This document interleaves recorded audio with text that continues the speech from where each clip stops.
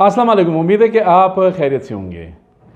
Senate के इंतखाबात के हवाले से आज 36 उम्मीदवार जो है बलूचिस्तान में सामने आ गए। 2 अप्रैल को सेनेट के इलेक्शंस है। जिस तरह पूरे मुल्क में इसी तरह बलूचिस्तान में भी होंगे। 11 नशस्तों पर मुकाबला होगा। 36 खिलाड़ी मैदान में है। 7 जनरल नशस्तें हैं, 2 खवातीन की, 2 टेक्नोक्रेट्स ये नशस्तें हैं। इस पर बलूचिस्तान असम्बली में मुकाबला होगा। जहाँ तक जनरल नशस्त पर मुंतखब होने के लिए तकरीबन 8 वोट जो है वो दरकार है, यानी 7.75 ये वोट चाहिए। 8 कोई भी उम्मीदवार लेगा वोट तो उसके बाद वो बलूचिस्तान से सेनेटर मुंतखब होगा। इसी तरह टेक्नोक्रेट और ख़वातीन की जो 2-2 नशस्तें हैं यानी 4 नशस्तें हैं, उनके लिए बलूचिस्तान असम्बली से 21 वोटों की ज़रूरत है। कोई भी उम्मीदवार 21 वोट लेगा, उसके बाद वो बलूचिस्तान से क्लियरली सेनेटर मुंतखब होगा। अब आते हैं कि जी बलूचिस्तान से कौन कौन अहम उम्मीदवार है।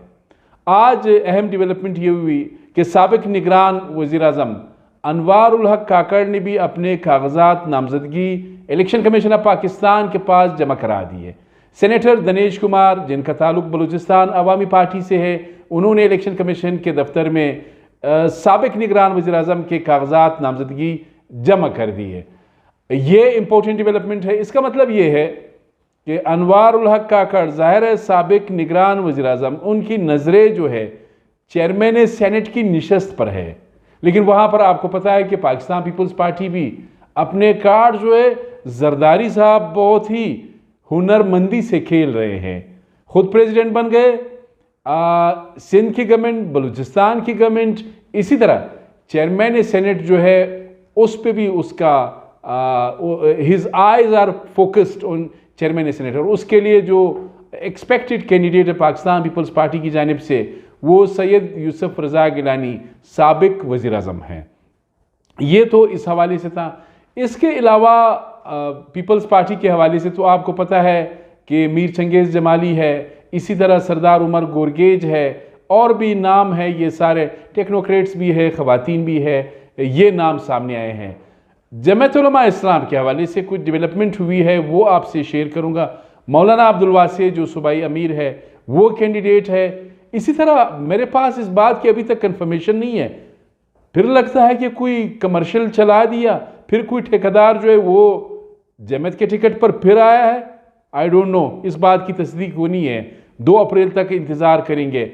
वैसे भी एक अजीब सिलसिला है। एमल वली खान अवामी नेशनल पार्टी खैबर पख्तूनख्वा के जो सदर है, वो भी बलूचिस्तान से सेनेटर मुंतखब होंगे। अवामी नेशनल पार्टी के 3 वोट है। पीपल्स पार्टी ने अवामी नेशनल पार्टी को और नेशनल पार्टी को, जान मोहम्मद बुलीदी को सपोर्ट करने का ऐलान किया है। ज़ाहिर अल्लाह के नाम पर न ANP ने वोट दिया था, ना नेशनल पार्टी ने। इन दोनों सियासी जमातों ने अब सदर आसिफ अली जरदारी को 9 मार्च को सदारती वोट दिया था। उसके बदले पीपल्स पार्टी ने यह फैसला किया है कि इन 2 सियासी जमातों को पीपल्स पार्टी बलूचिस्तान में सेनेट की जो नशस्तें हैं उनमें सपोर्ट करेगी। ये तो सूरत हाल है। 36 खिलाड़ी मैदान में है, 11 नशस्तें हैं। मैं बता चुका हूँ कितने वोट्स लेने जो है वो ज़रूरी है। लेकिन आते हैं, माजी में हमने देखा कि खैबर पख्तूनख्वा से, पाकिस्तान के दीगर सूबों से यहाँ पे अचानक गवर्नर्स आते थे, जैसे कि यहाँ पे कोई कॉम्पिटेंट आदमी नहीं है। अब आजकल एक और तमाशा शुरू हुआ है कि खैबर पख्तूनख्वा से चूंकि मौलाना साहब पर प्रेशर बहुत ज़्यादा था, वो पिशीन से MNA बन गए। इसी तरह इमल वली खान वहाँ पे हार गए तो यहाँ से सेनेटर बनेंगे। अब ये बातें तो न जमात वाले करेंगे न ANP वाले करेंगे। देखा जाए तो इस सूबे की जो सियासी क़ियादत है, वो चाहे अवामी नेशनल पार्टी चाहे जमात उलमा इस्लाम, इनके अपने लोगों को सामने आना चाहिए। अगर वो वहाँ से हार गए तो क्या, सो व्हाट। तकरीरें करने या बलूचिस्तान का मुकदमा पेश करने के लिए मेरे ख्याल में आपके साथ बहुत स्ट्रॉन्ग वॉइसेस थे और है। ये एक अजीब सिलसिला है। पहले तो बलूचिस्तान को बिल्कुल सुना नहीं जाता है। अक्सर बलूचिस्तान को सेनेट की नशस्तों में ठेकेदारों के हवाले किया जाता है। लेकिन इस मरतबा जो सियासी क़ियादत वहाँ पे ज़ाहिर है PTI ने तो ऑलमोस्ट तमाम सियासी जमातों का सफाया कर दिया है। कल अगर ये तब्दीली यहाँ आई यहाँ से फिर कहाँ जाएंगे? अब हार गए तो ठीक है, कोई प्रॉब्लम ही नहीं है। आपके पास बड़े अच्छे कैंडिडेट्स थे और है, अगर वो इधर से मुंतखब होते तो बड़ा अच्छा होता। अगर यहाँ बलूचिस्तान की सोसाइटी बहुत ही जमहूरी, लिबरल, प्रोग्रेसिव, डेमोक्रेटिक, छोटा सूबा, लेकिन इस सूबे की सियासी क़ियादत ने पूरे मुल्क में जमहूरियत, जमहूरी इदारों की बालादस्ती, पार्लियामेंट और आइन की बालादस्ती के लिए सबसे ज़्यादा कुर्बानियाँ इस सूबे की छोटी सियासी जमातों ने दी है, वो चाहे मजहबी हो चाहे कौम परस्त हो। ये सूरत हाल है। आगे भी इस सूरत हाल से आपको अपडेट करते रहेंगे, लेकिन ये एक अजीब सिलसिला शुरू हो गया कि जो वहाँ पे हार जाता है वो इधर आके टिकट ले लेता है। पहले तो बलूचिस्तान आधा पाकिस्तान, पहले से ही टोटल 20 कौमी असम्बली की नशस्तें हैं बलूचिस्तान की, 20 है सारी, 342 में।